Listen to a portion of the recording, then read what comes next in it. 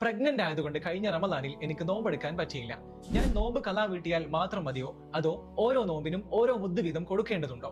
എന്താണ് ഞാൻ ചെയ്യേണ്ടത്? ഒരുപാട് സ്ത്രീകൾക്കുള്ള സംശയമാണിത്. നമുക്ക് നോക്കാം.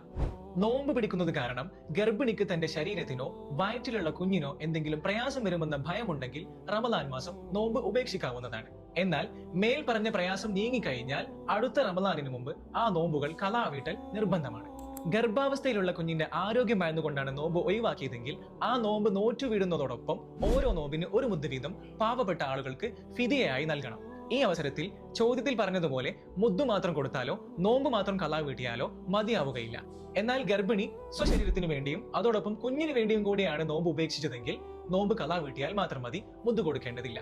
ഇവിടെയും മുദ്ദു മാത്രം കൊടുത്താൽ പരിഹാരമാവുകയില്ല, നോമ്പ് നോറ്റി വീടുക തന്നെ വേണം. ഇവിടെ വരുന്ന മറ്റൊരു സംശയം കൂടിയുണ്ട്. കുഞ്ഞിന് മുലയൂട്ടുന്ന സ്ത്രീകൾ നോമ്പ് ഒഴിവാക്കിയാൽ ഖലാ വീട്ടിയാൽ മാത്രം